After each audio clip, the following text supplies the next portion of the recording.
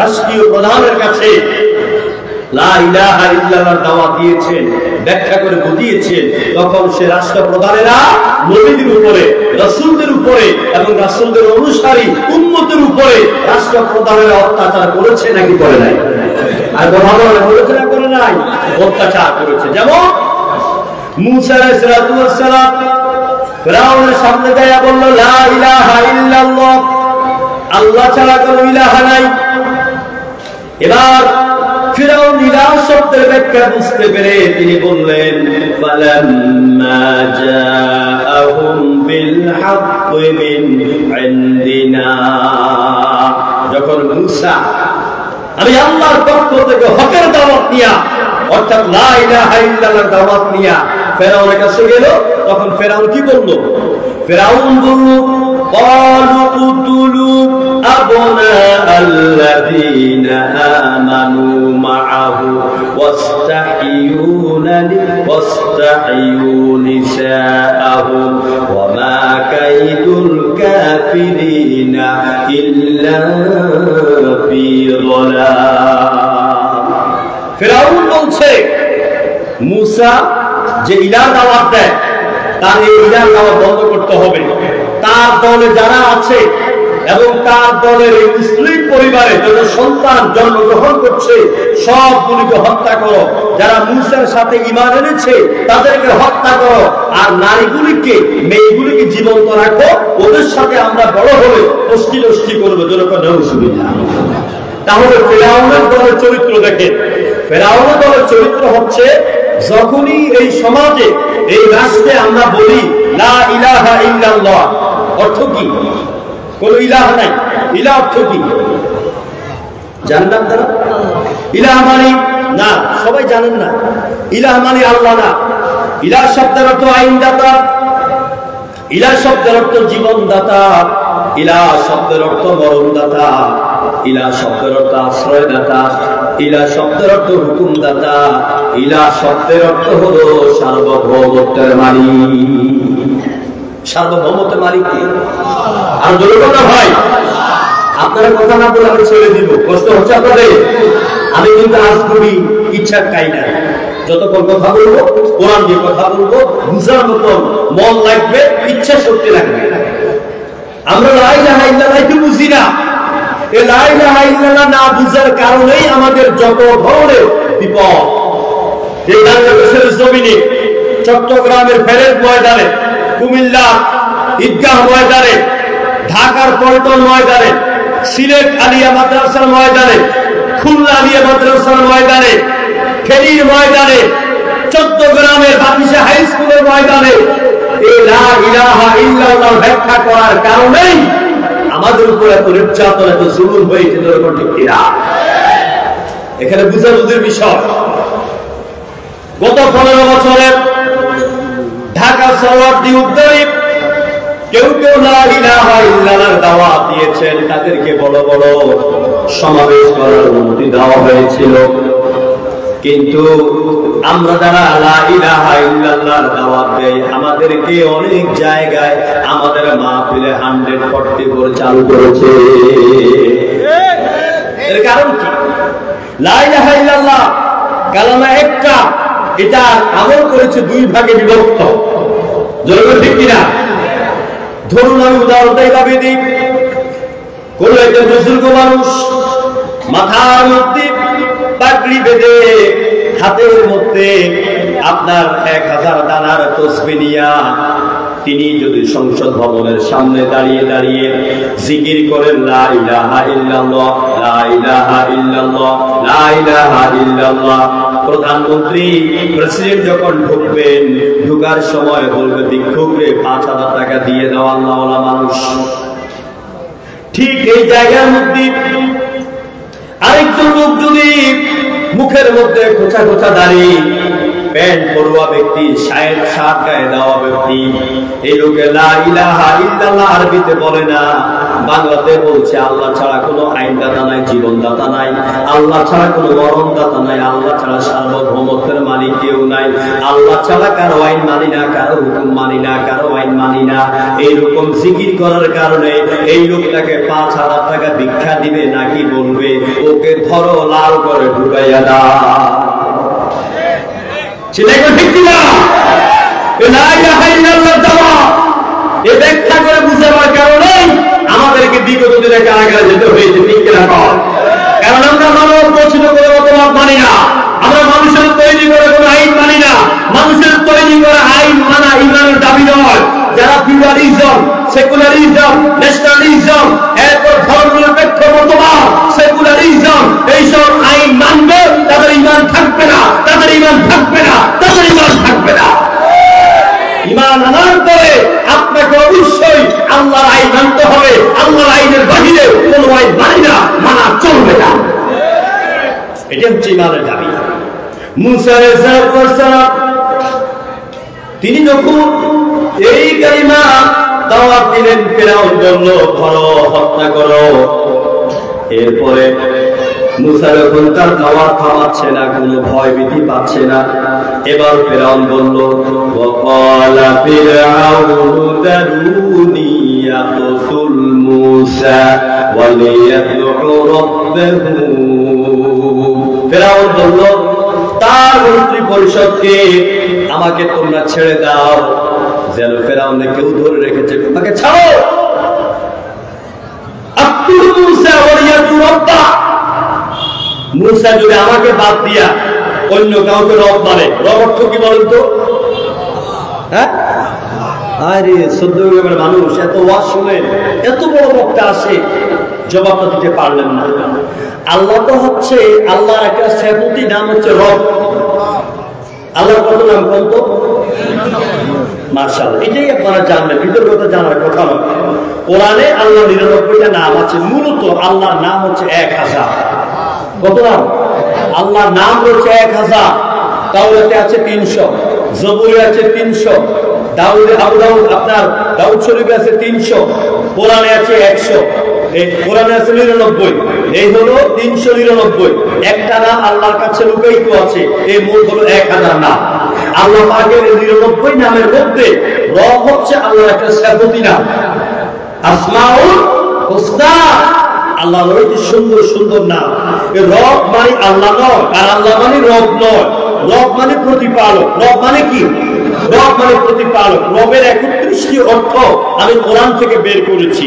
২০১১ সালে ভারতের কল্যাণ শহরে এই ৩১টি অর্থের উপরে একই ময়দানে ৩ দিন তাফসীর করার পরে আমার হাতে ইন্ডিয়াতে ১১,০০০ হিন্দু ইসলাম কবুল করার কারণে আমাকে ৩ দিন ইন্ডিয়ার কারাগারে বন্দী করেছিল।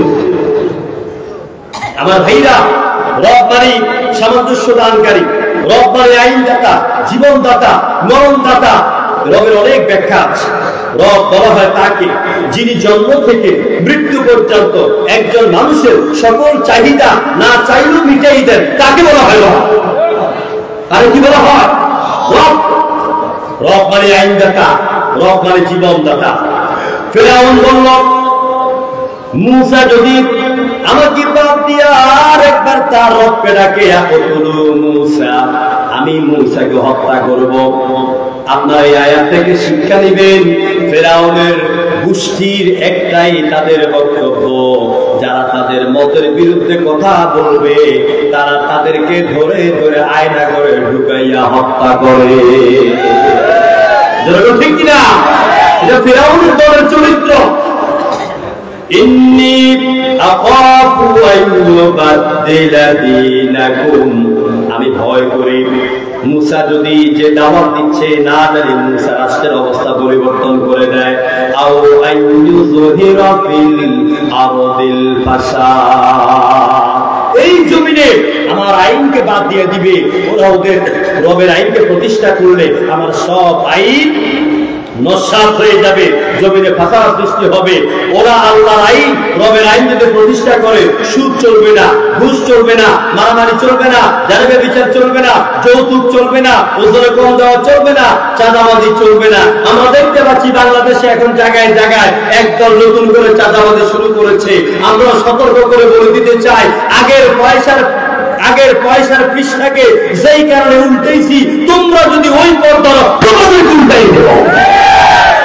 কারণ এই জমিনে চাঁদাবাজি চলবে না, এই জমিনে মারামারি চলবে না, এই জমিনে অত্যাচার চলবে না, সন্ত্রাস চলবে না। আমাদের ছাত্র ভাই বোনদের রক্ত চাঁদাবাজকে আবার ক্ষমতা দেওয়ার জন্য রক্ত দেওয়া হয় না। এটাকে কোরআনের শাসন কায়েম করা হবে, এই জমিনে আল্লাহর আইন প্রচলিত হবে ইনশাআল্লাহ। ইমানের দাবি হচ্ছে এটা, হয় বাঁচবো না হয় মরবো। মরতে যদি হয় শহীদ হয়ে মরতে চাই, ঠিক কিনা?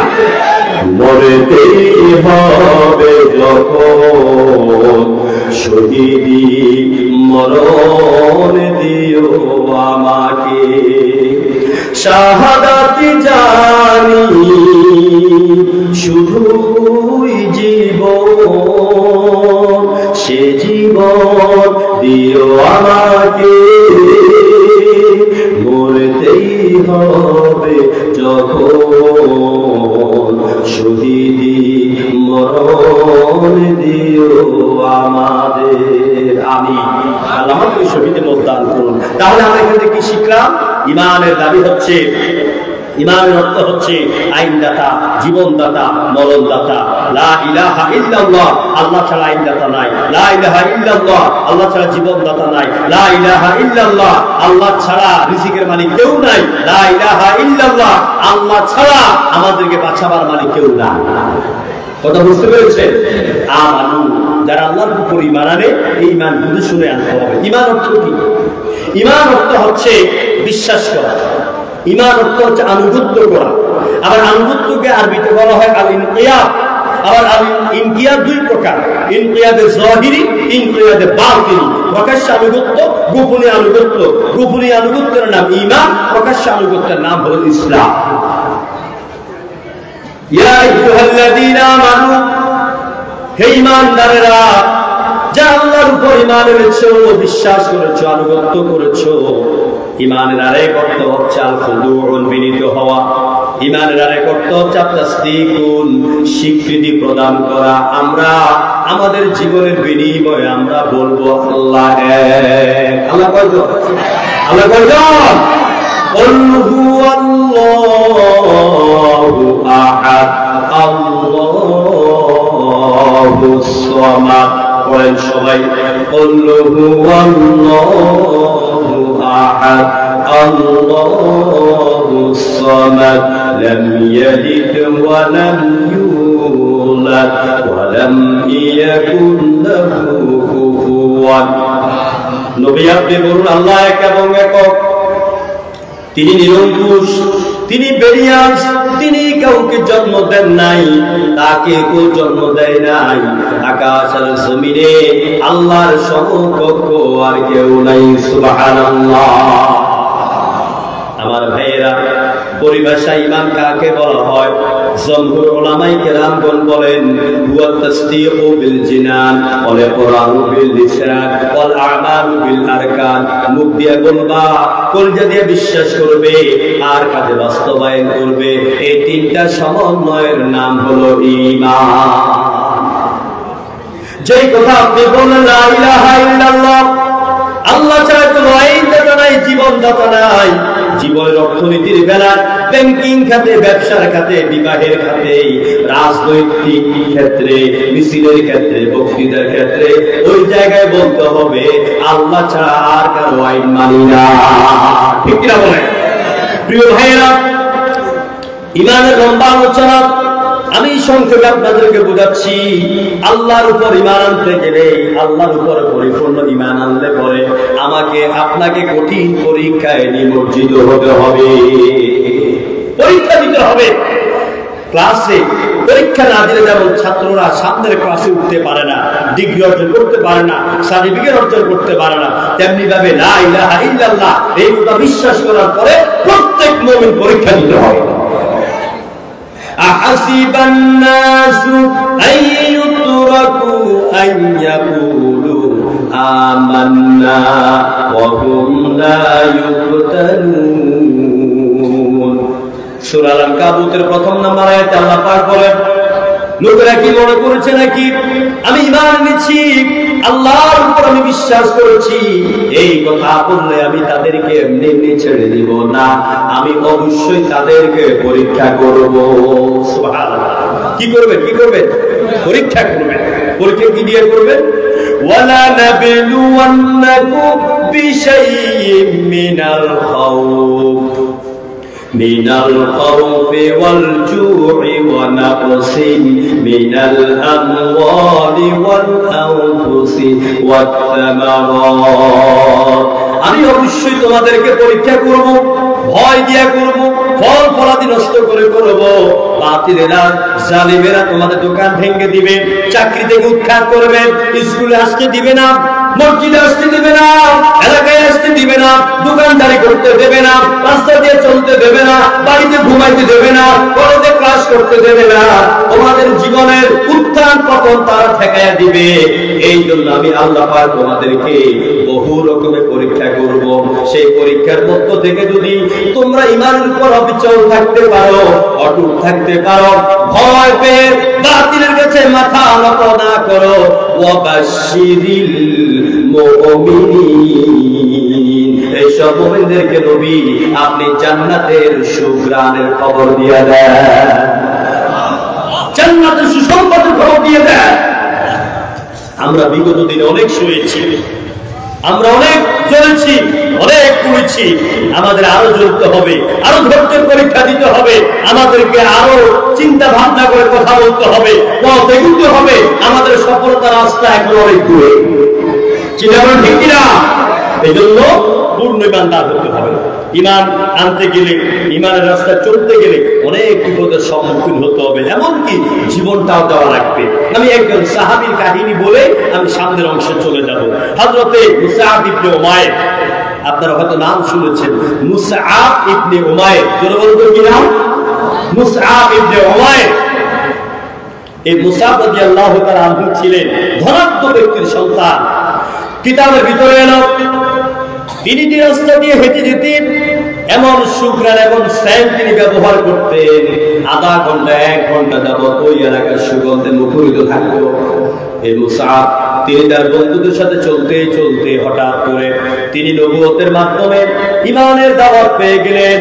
মুসআব চুরি করে তিনি কালেমা পড়ে ঈমানদার হয়ে গেলেন। সুবহানাল্লাহ। চতুর্দিকে মুসআবের ঈমানের খবরটা পৌঁছে গেল। বাবার কাছে খবর এলো, মায়ের কাছে খবর এলো, বাড়িতে মুসআব বাড়িতে এলো। ওমার জিজ্ঞাসা করছে, মুসআব শুনেছি তুমি নাকি এই মুহাম্মদের নতুন কালিমা গ্রহণ করেছো, মুহাম্মদের মুরিদ হয়েছে। কয় বাবা আপনি কোথা থেকে শুনেছেন? কয় হ্যাঁ আমি শুনেছি। ঠিক কিনা? কয় জি বাবা ঠিক। আমি যে মুহাম্মদের উপর ঈমান এনেছি, আল্লাহর উপর ঈমান এনেছি, এই ঈমান আমাকে মিথ্যা বলতে শিখায় না। অথচ আমরা যারা এখন ঈমানদার সমাজে আমরা মিথ্যা কথা বলা ছাড়া পেটের ভাত হজম হয় না। ঠিক কিনা?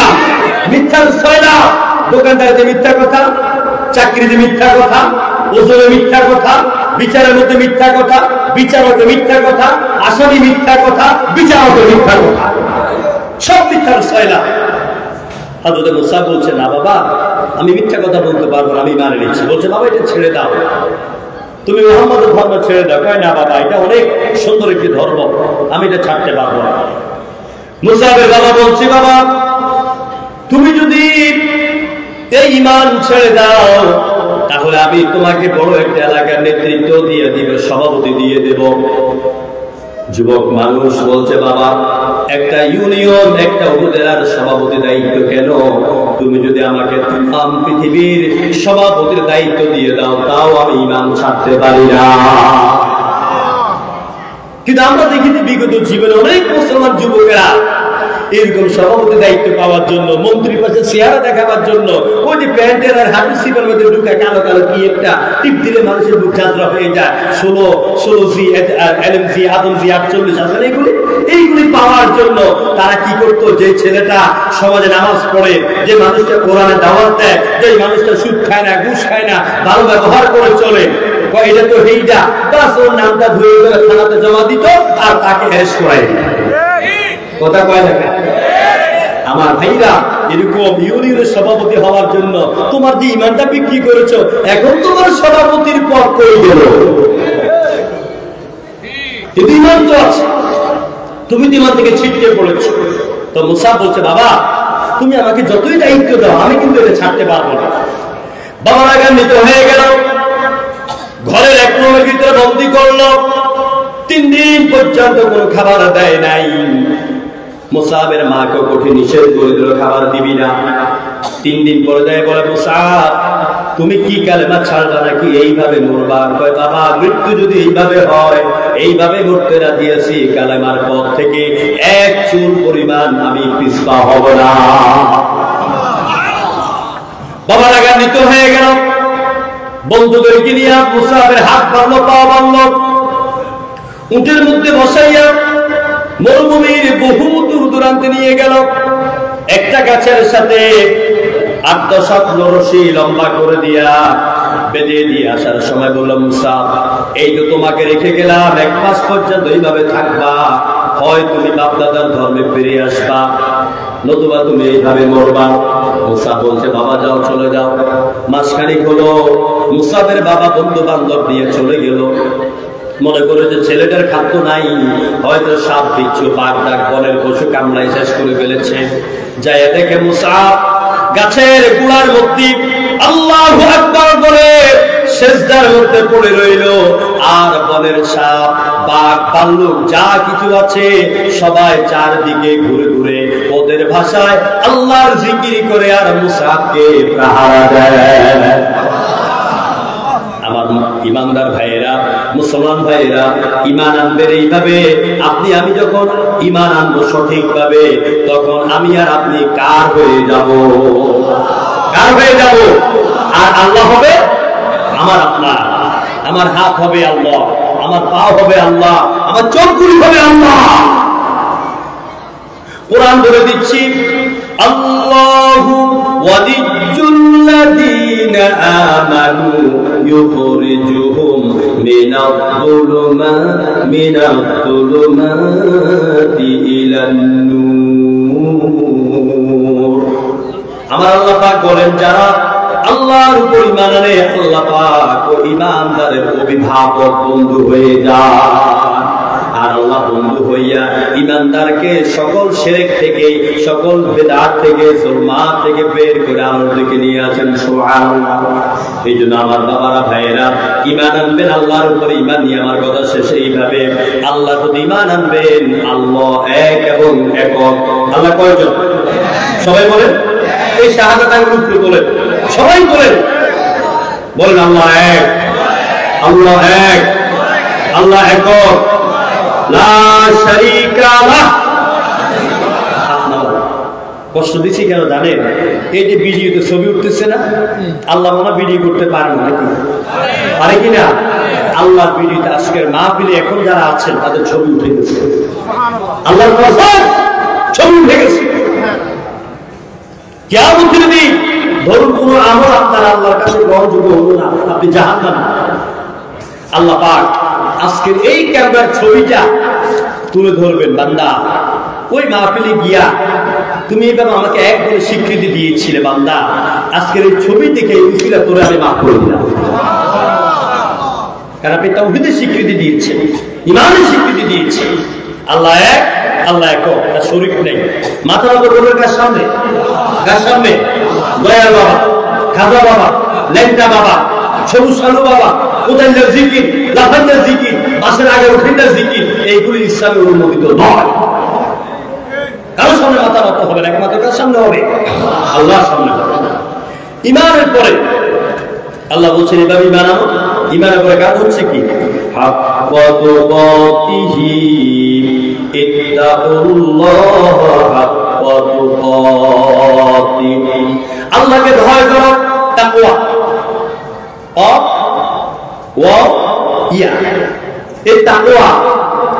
এই তাকওয়া হচ্ছে বেঁচে থাকা, তাকওয়া হচ্ছে আত্মরক্ষা করা।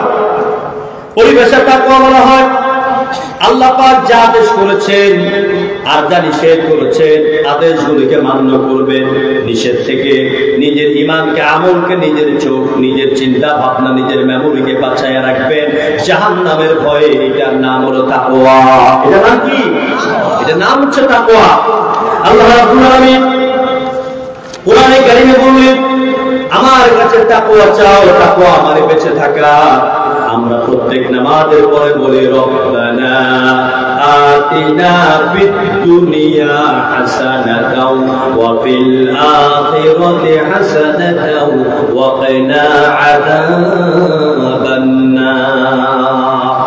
রব্বানা আতিনা ফিদ দুনিয়া, ও আমার রব আমাকে দুনিয়ার কল্যাণ দাও, ওয়া ফিল আখিরাতি হাসানা আমাকে আখিরাতের কল্যাণ দাও, ওয়া কিনা আযাবান নার আর আমাকে জাহান্নামের আগুন থেকে বাঁচাও। জোরে আমিন। প্রিয় ভাইরা, আপনি আপনার দিলটাকে তাকওয়াবান বানাবার জন্য আপনার দিলটাকে আপনি তিন জায়গায় খুঁজবেন। দিল বুঝুন তো, অন্তর, কলব, তিন জায়গায় খুঁজবেন। আপনার কলবকে তিন জায়গায় খোঁজার জন্য আপনি চেষ্টা করবেন। বিশ্বনবী বলেছেন উতলুবু কালবাকা ফি সালাসাতি মাওয়াতিন, তিন জায়গায় তোমার কলবকে খুঁজো তাকওয়াবান বানাবার জন্য। এক নম্বরে হলো ইনদা সিমাইল কুরআন, যেখানে কোরআন তেলাওয়াত হয়, যেখানে কোরআনের আলোচনা হয়, ওই জায়গায় যদি তোমার মহব্বত লাগে, উঠতে ইচ্ছা না করে, মনে করবা তোমার দিল, তোমার মন, তোমার কলব কোরআনে বন্ধু হয়ে গেছে। যদি ওইখানে বসতে তোমার ভালো না লাগে, গা মুসল মারে, উঠে যা দূরে বক্তার আলোচনা ভালো লাগে না, কত শুনবো, একটু হাসায় না চলে যায়, মনে করবো ওই জায়গায় তোমার দিলটা নাই। অতি মাদান জিকির, এবারে যেখানে জিকির হয় সুবহানাল্লাহ, আলহামদুলিল্লাহ, আল্লাহু আকবার, কোরআনের আলোচনা, হাদিসের আলোচনা, ইসলামী আন্দোলনের আলোচনা, ওই জায়গায় যদি মন বসে, মনে করবে যে হ্যাঁ তোমার দিল ওইখানে আছে। যদি ওইটা শুনতে তোমার কাছে বিরক্তি লাগে, মনে করবে যে ওইখানে তোমার দিল নাই। এবারে বলা চলবি আওকাতিল খুলুয়া, এবার তুমি নির্জনে চলে যাও তোমার দিল থেকে খোঁজার জন্য। কারণ এই অন্তরটা হচ্ছে ফাইল্লাম তাজিদুহু ফি হাযিল মাওয়াতিন ফাসআলিল্লাহ, যদি কোরআন শোনার জায়গায়, জিকিরের জায়গায় আর নির্জনে তোমার দিল থেকে খুঁজে না পাও, তাহলে তুমি এবার আল্লাহর কাছে বলো, আল্লাহ তুমি আমার কলবের মধ্যে তোমার ভয় তাকওয়া ঢুকাইয়া দাও। আল্লাহুম্মা জাআল ফি কলবি তাকওয়াহা, আয় আল্লাহ আমার কলবকে তুমি তাকওয়ার রং দিয়ে ভরে দাও। আল্লাহুম্মা জাআল ফি সামঈ তাকওয়াহা, আয় আল্লাহ আমার চোখের মধ্যে তাকওয়া দাও। আল্লাহুম্মা জাআল ফি তাকওয়া তুমি আমার কলবের মধ্যে, আমার মাথার উপরে, তাহাতি ওয়া কদামি ওয়া নূরি, সব জায়গায় তুমি নূর দিয়ে আমার জীবনটারে ভরে দাও। প্রিয় ভাইরা, নামাজের মধ্যে আপনি যদি দাঁড়ান, সেখানে যদি তাকওয়া না থাকে, আপনার নামাজ পরিপূর্ণভাবে হবে না। আমি এই কথাটা একটু পরে বলছি। সুতরাং আমি তাকওয়া সম্পর্কে যেই কথা আপনাদেরকে বলতে চাই সেটা হলো, এই তাকওয়া হচ্ছে সমস্ত আমলের মূল ফাউন্ডেশন। আমি নামাজ পড়ি, আমি রোজা রাখি, আমি ওয়াজ করি, আমি হজ করি, আমি যাকাত দেই, আমি জিকির করি, আমি দরবেশ, আমি যা কিছু করি, মাহফিল করি, মাহফিল করাই, সমস্ত আমলের মূল ফাউন্ডেশনের নাম হলো তাকওয়া। সমস্ত মূল ফাউন্ডেশনের নাম কি? তাকওয়া। আল্লাহ রাব্বুল আলামিন কোরআনে কারীমের মধ্যে জোরে বলছি, ইয়া আইয়ুহাল্লাযীনা আমানুত্তাকুল্লাহা ওয়াল তানজুর নাফসুম মা কদ্দামাত লিগাদ ওয়াত্তাকুল্লাহা ইন্নাল্লাহা খাবীরুম বিমা তা'মালুন। এই বান্দারা, আল্লাহকে ভয় করো, আর আগামী দিনের জন্য তুমি কি জমা করেছো তুমি এটা তাকাইয়া দেখো, আল্লাহকে ভয় করো। কারণ আল্লাহ তোমার প্রকাশ্য অপ্রকাশ্য, দিনে দুপুরে রাতে সব কাজ সম্পর্কে আপনার অভিজ্ঞ এবং অবগত। জোর বলুন তো কে? আল্লাহ তাআলা। এই জন্য আমাদেরকে তাকওয়া অর্জন করতে হবে। আচ্ছা, আমি একটা প্রশ্ন করি, আমরা সবাইকে জান্নাত চাই? জবাব দেন, সবাই জান্নাত চাই? রাসূলুল্লাহ বিদায়ী হজ্জের ভাষণে একটা বক্তব্য দিয়েছে। ওই বক্তব্যের মধ্যে নবীজি 5টা জিনিসের কথা বলেছেন। ওই 5টা জিনিস যাদের মধ্যে থাকবে তাদের কেউ বাধা দিতে পারবে না। মরার দেরি আর হাসরের দিনে বিচার হওয়ার দেরি, শুধু আল্লাহ জান্নাতে চলে যাবে। সেটা কি? বিশ্বনবী বক্তব্য দিলেন, ইয়াকুতু ফি হাজ্জাতিল বিদা ফাকালা ইত্তাকুল্লাহ ওয়াসাল্লু খামসাকুম ওয়াসুমু শাহরাকুম ওয়াআদ্দু যাকাতা আমওয়ালিকুম ওয়াতিউ উমারাকুম তাদখুলু জান্নাতা রাব্বিকুম। বিশ্বনবী বক্তৃতায় বললেন, এক নম্বরে তোমরা আল্লাহকে ভয় করো, দুই নম্বরে 5 ওয়াক্ত সালাত 5 ওয়াক্ত নামাজ আদায় করো, 3 নম্বরে ফরজ রোজাগুলি আদায় করো, 4 নম্বরে যাদের উপর যাকাত ফরজ ওই ফরজ যাকাতগুলি আদায় করো, 5 নম্বরে যেই নেতারা কোরআন দিয়ে হাদিস দিয়া তোমাদেরকে সঠিক পথের দিক নির্দেশনা দেয় তাদের অনুসরণ করো। এই 5টা কাজ আমল করো আর আল্লাহর জান্নাতে প্রবেশ করো। কয়টা কাজ? কয়টা কাজ? 1 নম্বর ভয় করতে হবে কাকে? আল্লাহকে। ভয়ের ওয়াজ করতে অনেক লম্বা লাগবে, দেরি লাগবে, শুধু এটুকু বলবো, যে কথা বলি, যে কাজ করি, সব কাজে আল্লাহ আমাকে দেখছে এই মনোভাব নিয়ে আপনি যখন কাজ করবেন বলবেন, এটাই হচ্ছে তাকওয়া। এটা কি? এটা হচ্ছে তাকওয়া। এই 1 নম্বরের তাকওয়াগুলো অর্জন করার পর হুজুর বলেন সাল্লু খামসাকুম 5 ওয়াক্ত নামাজ। এখন আপনার ঈমান আছে, তাকওয়াও আছে, নামাজ নাই, আপনি কি জান্নাতে যেতে পারবেন? জান্নাতে যেতে পারবে? এই নামাজকে আরবিতে বলা হয় সালাত। কি বলা হয়? সালাত। সালাত অর্থ কি? সালাত অর্থ মুখ ঘুরানো। সালাত অর্থ কি? সালাত অর্থ মুখ ঘুরানো। সালাত অর্থ আত্মসমর্পণ করা। সালাত অর্থ দোয়া। সালাত অর্থ ইস্তিগফার। সালাত অর্থ দরুদ। জোরে করে আল্লাহু আকবার। একজন ব্যক্তি, আমি লম্বা করব না, একজন ব্যক্তি ঈমান আনার পরে, ধরুন এই মুহূর্তে একজন অমুসলিম, একজন হিন্দু এসে কালেমা পড়লো, মুসলমান হয়ে গেল, এখন তার উপর প্রধান দায়িত্ব হবে, ঈশার নামাজের সময় আছে, এখন তাকে আগে ঈশার নামাজ আদায় করতে হবে। কেউ যদি জহুর করে ঈমান আনে, তার প্রধান দায়িত্বটা আসর নামাজ আদায় করা, অর্থাৎ ঈমানের পরেই সালাত আদায় করতে হবে, নামাজ আদায় করতে হবে। এখন আমরা নিজেদেরকে ঈমানদার বলে দাবি করি, কিন্তু আমরা অনেকে নামাজ আদায় করি না, অনেকে আমরা নামাজ পড়ি না। অথচ আল্লাহ পাক কোরআনে কারীমের বহু জায়গায় এই নামাজের গুরুত্ব দিলেন। আল্লাহ পাক বললেন, আকিমুস সালাতা ওয়া আতুজ যাকাতা ওয়ারকাউ মা'আর রাকিঈন। নামাজ কায়েম করো, রুকুকারীদের সাথে রুকু করো, সিজদাকারীদের সাথে সিজদা করো। অন্যত্র আল্লাহ পাক বললেন, আল্লাযীনা ইউমিনুনা বিল গায়ব ওয়া ইউকিমুনাস সালাতা ওয়া মিম্মা রাযাকনাহুম ইউনফিকুন। যারা অদৃশ্য জগতের প্রতি, আল্লাহর প্রতি ঈমান আনে, ঈমান আনার পরে তারা যেন নামাজ কায়েম করে। সুবহানাল্লাহ। কিয়ামতের দিন মানুষ অনেক কারণে জাহান্নামে যাবে, অনেক কারণে জাহান্নামে যাওয়ার কারণ, মৌলিক কারণ আমি 70টি কারণের উপরে একটা আলোচনা করি, কোনদিন সময় পাই করব। মৌলিক কারণের মধ্যে প্রথম কারণ হচ্ছে যারা ঈমান আনে নাই এরা জাহান্নামে যাবে। এরা কোথায় যাবে? যারা ঈমান আনে নাই তারা জাহান্নামে যাবে। 2 নাম্বার জাহান্নামে যাওয়ার মৌলিক কারণ কি? কিয়ামতের ময়দানে, হাসরের ময়দানে বিচার হওয়ার পরে বেনামাজিদের কি, যারা মসজিদে আযান শুনেছে, নামাজ আদায় করে নাই, সুযোগ আছে, ক্ষমতা আছে, সুস্থ আছে, নামাজ আদায় করে নাই, গাফেল ভাবে নামাজগুলো ছেড়ে দিয়েছিল, এই লোকগুলির হাতে এবং পায়ের মধ্যেই আগুনের ডান্ডা বেড়ে পড়াইয়া এদেরকে টেনে টেনে যখন জাহান্নামের দিকে নিয়ে যেতে থাকবে, জাহান্নামের ফেরেশতারা প্রায় 500 গজ দূর থেকে ওদেরকে দেখবেই, দেখার পর তাদেরকে প্রশ্ন করবে, মা সালাকাকুম ফি সাকার, ও জাহান্নামীরা, জাহান্নামে কেন আসতেছ? কি জন্য জাহান্নামে এলে? তখন ডান্ডা বেড়ি পড়ানো বেনামাজি আল্লাহর আসামিগুলি মাথা নিচের দিকে দিয়া বলবে, ক্বালুলাম নাকু মিনাল মুসাল্লিন।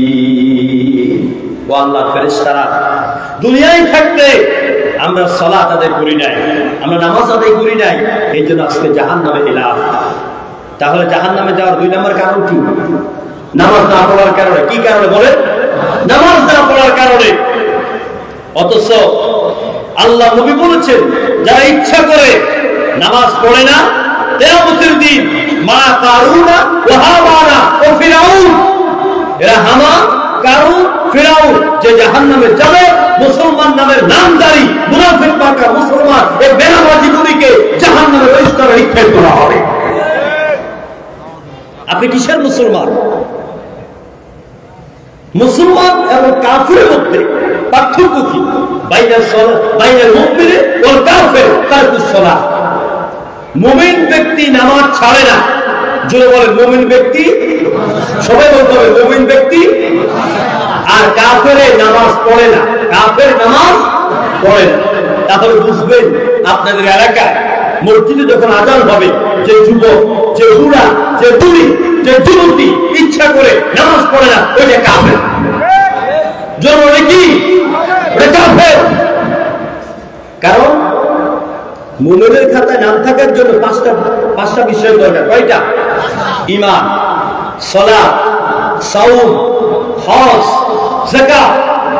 এখন আপনি যদি ইচ্ছা করে এই পাঁচটার যে কোনোটাকে অস্বীকার করেন, না পড়া, আদায় না করা, ইচ্ছা করে রোজা না রাখা, এটি অস্বীকারের শামিল। এগুলি কি? অস্বীকার করার শামিল। আপনি যদি ইচ্ছা করে নামাজ আদায় না করেন, তাহলে মুমিনের খাতায় আল্লাহর নাম কসম করে বলবেন আপনার নাম থাকবে না, থাকবে না, থাকবে না। আপনি মুমিন নামের, মুসলমান নামের আপনি গুনাহগার, আপনি পাগল। আযান হওয়ার পরে আপনি নামাজ না পড়েন, আপনি পাগল। কেমন পাগল? গোটা সমাজের মধ্যে আমরা সবাই লজ্জাস্থান ঢাকার জন্য লুঙ্গি পরি, প্যান্ট পরি, পায়জামা পরি, জোর ঠিক কিনা? মহিলারা সালাম কামিজ পরে। এখন এই সমাজের মধ্যে যেই ব্যক্তি ল্যাংটা চলবে তারা কি বলবে? কি বলবে? তো সুতরাং ঈমান, ইসলাম, মুসলমানের ঈমানের দাবি হচ্ছে আযান হবে, নামাজ পড়বা। যে ব্যক্তি ইচ্ছা করে নামাজ পড়বে না, ওই উলঙ্গ ব্যক্তি সমাজের মধ্যে যেরকম পাগল, আপনি ইচ্ছা করে নামাজ না পড়ার কারণে আপনি ওইরকম পাগলের মতো। আপনি নামাজ পড়েন না কেন? কিসের মুসলমান আপনি? ইন্না সালাতি ওয়া নুসুকি ওয়া মাহইয়ায়া ওয়া মামাতি লিল্লাহি রাব্বিল আলামিন। নিশ্চয় নামাজ, কুরবানি, হায়াত, মওত সবগুলি ওয়াক্ফ করে দিচ্ছে কার জন্য? জোরে কার জন্য? আল্লাহর জন্য। নামাজ দিয়ে আমার শেষ কথা ভাই, আপনি যদি নামাজ পড়লেন না, মসজিদে কি সুন্দর আযান হলো, মুয়াজ্জিন ডাক দেয় হাইয়া আলাস সালাহ, ডাক দেয় কি? ভাই কথা বলবে, ডাক দেয় কিনা? হাইয়া আলাস সালাহ অর্থ কি? এসো আমাদের দিকে, কি সুন্দর মুয়াজ্জিনে বলে হাইয়া আলাস সালাহ,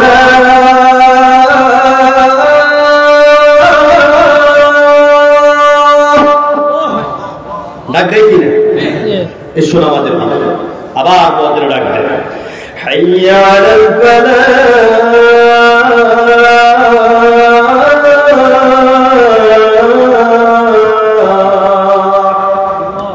এসো কল্যাণের দিকে, এসো মুক্তির দিকে, এসো নাজাতের দিকে। রাতের 3টা পর্যন্ত আপনি এই শয়তানের বাক্সা বেড়া টিপেন। এটা আমার ভাষা বলে শয়তানের বাক্সা। কি এটা? শয়তানের বাক্সা। যতটা আমাদের উপকার করেছে 10 গুণ ক্ষতি করেছে। ঘরে রকম সহজ সরলা বউটারে পরকিয়ে পড়াই আরেকটা লইয়া যায়। 5 এ পড়লো, 4 এ পড়লো, 7 এ পড়লো মেয়েটা আরেকজন ছেলের কাছে সাথে তার জীবনকে ধ্বংস করে দিয়ে পালিয়ে যায়। এই মোবাইলের মাধ্যমে হত্যাকাণ্ড বেড়েছে, চিন্তা করে ঠিক কিনা? এই মোবাইলের মাধ্যমে মিথ্যা কথা বেড়েছে, জোরে করে ঠিক কিনা? এই মোবাইলের কারণে স্বামী স্ত্রীর সম্পর্ক ধ্বংস হয়ে যায়। আপনি সারাদিন অফিস আদালত করে ঘুমাইতে গেছেন, আপনার বউ রাতে একটা, আপনার রাতে একটা। আপনি একদিকে ফাঁসা দিয়ে ঘুরাইয়া মোবাইল দেখেন, বউ আরেক দিকে তাকাইয়া আপনার দিকে ফাঁসা দেখাইয়া সে মোবাইল দিবে। এভাবে করতে করতে রাতে 3টা বাজে, দুজনের ঘুম আসে, আর ভোরবেলা মুয়াজ্জিন ডাকে আসসালাতু খায়রুম মিনান নাওম। কারো খবর নাই, ব্যাগের মধ্যে সব ফিটিয়ে দিচ্ছে, দিনে 8টা 9টা বাজে ঘুম থেকে উঠে। জোরে ঠিক কিনা? সুতরাং এই নামাজ আদায় করতে হবে, এই আওয়াজের সাথে জবাব দিতে হবে। বিশ্ব নবীর ইন্তেকালের সময় এই কথা বলে মুনাজাত দিয়ে দিবে নবীজির ইন্তেকালের সময় ছেলের কথা, মেয়ের কথা, কারো কথা বললেন না। হুজুর বলেছেন তিনবার বলেছেন একটা কথা। কয়বার? আসসালাত আসসালাত আসসালাত ওয়া মা মালাকাত আইমানুকুম। আমার পরিবার পরিজন, আমার উম্মতেরা সালাত সালাত সালাত। নামাজ শামাইল তিরমিজিতে পাওয়া যায়, এনসাইক্লোপিডিয়া ব্রিটানিকা 11তম সংস্করণে পাওয়া যায়। বিশ্বনবী গোটা জীবনে মাত্র 13 ওয়াক্ত নামাজ জামাতে পড়তে পারেন নাই। কয় ওয়াক্ত? মাত্র 13 ওয়াক্ত নামাজ জামাতে পড়তে পারেন নাই। বাবারা, ভাইয়েরা, অনেক আলেম ভাই আছেন, আমরা অনেকে গাফিলতি করি।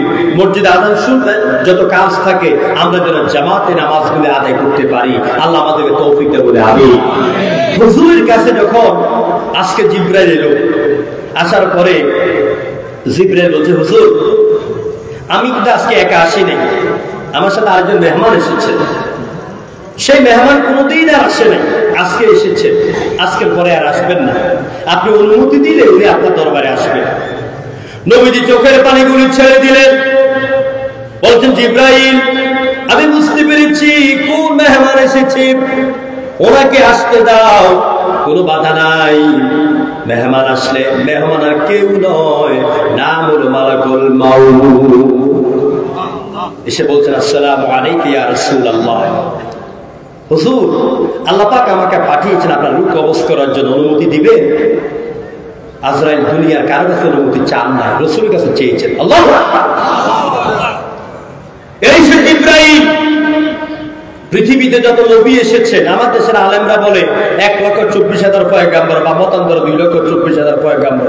এটা একেবারে অগ্রহণযোগ্য কথা। আমাদেরকে বলতে হবে যে 30 পারা কোরআন দেখেন, এই কোরআনের ভিতরে এসেছে 24 জন নবী রাসূলের কথা। কয়জন? আমাদেরকে বলতে হবে অগণিত অসংখ্য নবী রাসূল। আল্লাহ কত পাঠাইছেন যে আল্লাহ ভালো জানেন। কথা ঠিক আছে কিনা?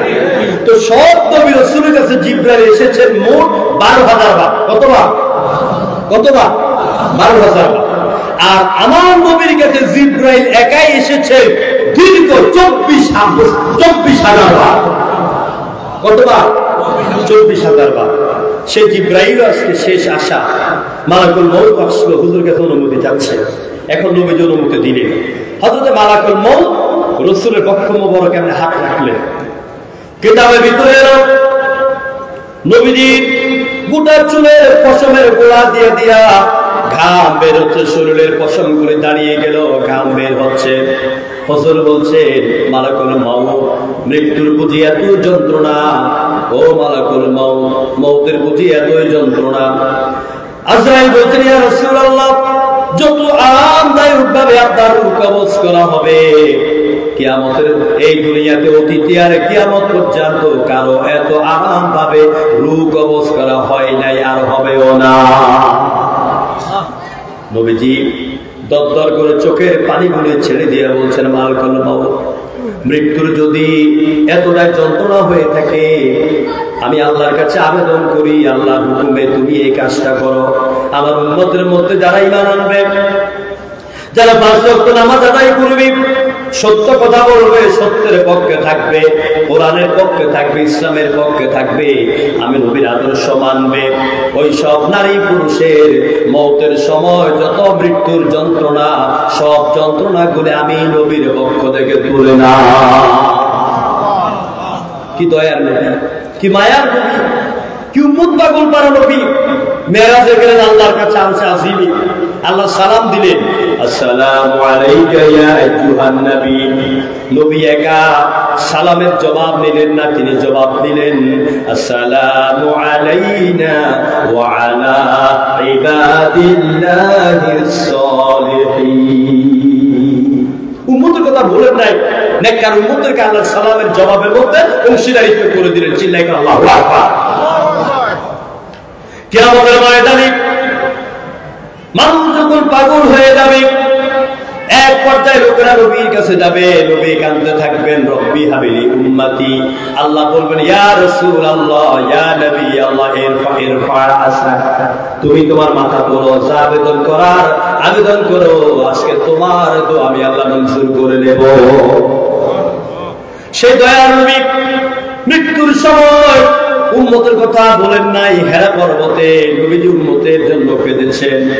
আমার 2 ঘন্টা লেগেছে হেরা পর্বতের ওই গুহার মধ্যে উঠতে। হেরা গুহায় গিয়ে যিনি কেঁদেছেন, রব্বি হাবিলি উম্মতি যে বলেছেন, নবীর চোখের পানি দেখে বনের পশু হায়রে খানা দানা মুখে লয় না, আমরা মানুষ হয়ে তারে চিনি না। ঠিক না? যারে যা দরুদ চলে যা মদিনা, যারে যা সালাম চলে যা মদিনা, যাকে সালাম জানালেন রব্বানা, যার প্রেমে কুল মাখলুকাত দিওয়ানা। আমার ভাইরা, যেই নবীজি ইন্তেকালের সময় উম্মতের জন্য এইভাবে কেঁদেছেন, পরিশেষে আপনাদের কাছে একটা আবেদন করব, আসুন আমরা সেই নবীর আদর্শ মোতাবেক আমাদের জীবনটাকে গঠন করি, সমাজটাকে গঠন করি। আগামী দিনে নবীর আদরে, নবীর আদর্শ দিয়া আমাদের সমাজ এবং রাষ্ট্র গঠনের জন্য আমরা সিদ্ধান্ত গ্রহণ করি। রাজি আছেন কিনা? কারা কারা দিয়েছেন? 2 হাত করে। এবারে আমি একটা তাকবীর দিব, গায়ের শক্তি, বুড়া জওয়ান সবাই একসাথে হয়ে রাতের গভীরে আপনারা আওয়াজ দিতে হবে, যাতে যারা চলে গেছে তারা যারা দুঃখ পায়, আমরা কেন ছিলাম না। সবাই হাত তোলেন, সবাই হাত তোলেন। এবারে জোরে তাকবীর দেন, নারে তাকবীর, আরো জোরে নারে তাকবীর। আল কোরআনের আলো, আল হাদিসের আলো, সংসদে জানো, স্কুল কলেজে জানো, সারা বাংলায় জানো, ধর্মপুরে জানো, চট্টগ্রামে জানো, সব সমস্যার সমাধান আমার নেতা, তোমার নেতা।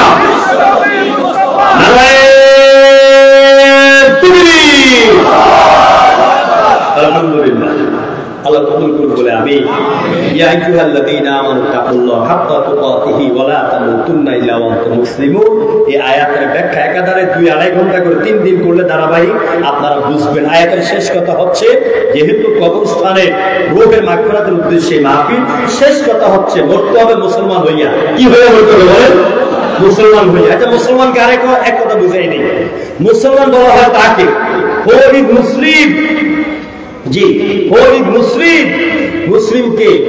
মুসলিম is the complete uncondition surrender to Allah. মুসলমান বলা হয় তাকে যেই ব্যক্তি সমাজনীতি, অর্থনীতি, যুদ্ধনীতি, রাজনীতি, বন্ধুনীতি, ভোট নীতি, বিবাহ নীতি, কৃষি নীতি, স্লোগান নীতি, বক্তব্য নীতি যা আছে সবকিছু আল্লাহর আইন, আল্লাহর হুকুমের আলোকে পরিচালিত করে ওই ব্যক্তি হচ্ছে কমপ্লিট মুসলমান। যখন ঠিক কিনা? আসুন আমরা পরিপূর্ণ মুসলমান হওয়ার চেষ্টা করি। প্রিয় ভাইরা, আপনাদের কাছে ছোট্ট একটা আবেদন করে মোনাজাতের আগে